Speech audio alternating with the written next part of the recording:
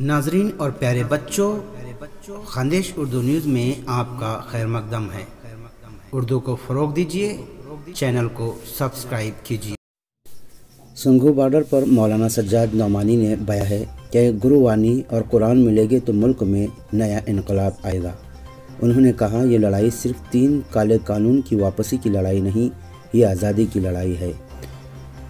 یہ آپ سب یہ لڑائی کے سورما ہیں۔ ان خیالات کا اظہار مولانا سجاد نعمانی نے اس وقت کیا جب وہ 2.5 ماہ سے جاری کسان آندولن میں شریک ہونے کے لیے سنگھو بارڈر پہنچے۔ مولانا نعمانی نے اس موقع پر یہ امید بھی ظاہر کی کہ بھارت کے مظلوموں کو جو نئی آزادی ملے گی اس کی شروعات دربار صاحب سے ہوگی، اور جب گرووانی اور قرآن ملے گے تو ملک میں نیا انقلاب آئے گا۔ اس موقع پر انہوں نے یہ یقین دہانی بھی کرائی کہ ملک کے سارے مظلوم اور سبھی مسلمان اس آندولن میں کسانوں کے ساتھ ہیں، اور ملک کے جس حصے میں یہ لیڈرشپ کال کرے گی، مسلمان آگے بڑھ کر اس کا استقبال کریں گے۔ ذرائع سے معلوم ہوا کہ مولانا نعمانی نے جب ظہر کی نماز ادا کرنے کے لیے کوئی مناسب جگہ دیکھنا چاہی تو وہاں موجود سکھ لیڈر ان کو بااصرار اپنے گرودوارے میں لے گئے اور بڑی محبت کے ساتھ نماز کے لیے جگہ پیش کی، اور خود بھی ان کے ساتھ موجود رہے، جس کی تصاویر ٹویٹر اور فیس بک پر عام ہوئی ہیں۔ بتایا جا رہا ہے کہ اس آندولن میں شرکت کے لیے مولانا نعمانی سنگھو بارڈر پہنچے تھے۔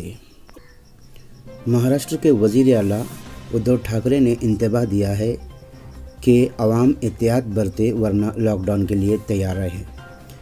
کورونا کا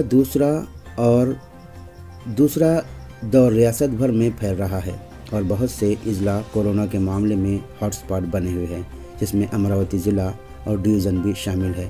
اسی کے پیش نظر ریاست کے وزیر اعلیٰ ادھو ٹھاکرے نے امراوتی کے ڈویژنل کمشنر کے ساتھ 5 ضلعی magistrate, district surgeon, district health officer, municipal commissioner اور چیف آف پولیس کے ساتھ ایک جائزہ اجلاس منعقد کیا، جس میں وزیر اعلیٰ ادھو ٹھاکرے نے واضح الفاظ میں کہا کہ انتظامیہ کی جانب سے کورونا کی موجودہ صورتحال پر قابو پانے کے لیے تمام ضروری اقدامات اٹھائے جانے چاہیے، اور ایسا کرتے وقت کسی بھی طرح کی نرمی یا چھوٹ نہیں برتنی چاہیے۔ اس میٹنگ میں ٹھاکرے نے واضح کیا کہ فی الحال حکومت کا ریاست میں لاک ڈاؤن لگانے کا کوئی ارادہ نہیں ہے، لیکن اگر صورتحال پر جلد قابو پایا نہیں گیا تو پھر کوئی دوسرا مترادف نہیں ہوگا۔ کرن بیدی کو زوردار جھٹکا لگا، پڈوچیری کے لیفٹیننٹ گورنر کے عہدے سے ہٹایا گیا۔ کرن بیدی کو پڈوچیری کے لیفٹیننٹ گورنر کے عہدے سے ہٹا دیا گیا ہے۔ تلنگانہ کے گورنر ڈاکٹر سوندراراجن کو کرن بیدی کی جگہ پڈوچیری کا اضافی چارج سونپا گیا ہے۔ صدر رام ناتھ کووند کے دفتر سے جاری کردہ بیان کے مطابق نئی تقرری تک تلنگانہ کے گورنر تاملسائی سوندراراجن سے کہا گیا ہے کہ وہ اس وقت کے لیے پڈوچیری کے نائب گورنر کی ذمہ داری قبول کرے۔ بیان کے مطابق صدر نے ہدایت کی ہے کہ ڈاکٹر کرن بیدی پڈوچیری کے نائب گورنر کا عہدہ چھوڑیں گے۔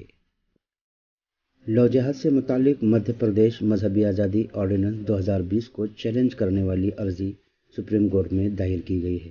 عرضی میں ریاستی حکومت کے آرڈیننس کو چیلنج کرتے ہوئے اسے آئین کی دفعہ 14، 19، 21 اور 25 کی خلاف ورزی قرار دیا گیا ہے۔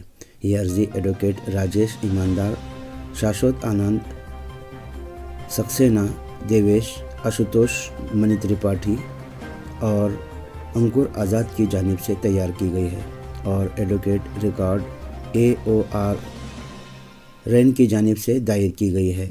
عرضی میں کہا گیا ہے کہ متنازع آرڈیننس شادی کی آزادی، اپنی مرضی کے مذہب کو اختیار کرنے اور اس پر عمل کرنے اور اس کی ترویج و اشاعت کی آزادی سلب کرتا ہے، اور اس نے عام آدمی کی خود مختاری، قانون کی نظر میں مساوات، شخصی آزادی اور پسند اور اظہار خیال کی آزادی پر حملہ کیا ہے۔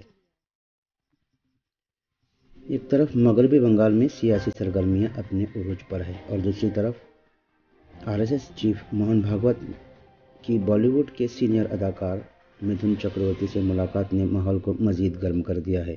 میڈیا ذرائع سے موصول ہو رہی خبروں کے مطابق موہن بھاگوت نے متھن چکرورتی سے ممبئی میں واقع ان کے گھر پر ملاقات کی۔ اس ملاقات کے بعد متھن نے کہا کہ گہرے روحانی رشتوں کی وجہ سے ملاقات ہوئی ہے۔ حالانکہ مغربی بنگال اسمبلی انتخابات کے پیش نظر اس ملاقات کو بہت اہم قرار دیا جا رہا ہے۔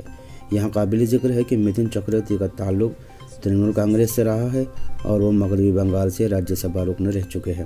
ममता बनर्जी ने ही मिथुन चक्रवर्ती को राज्यसभा भेजा था, लेकिन तबीयत खराब रहने और लगातार ऐवान में गैर हाजिरी की वजह से 2016 में उन्होंने 2 साल बाद खुद ही रुकनियत से इस्तीफा दे दिया था।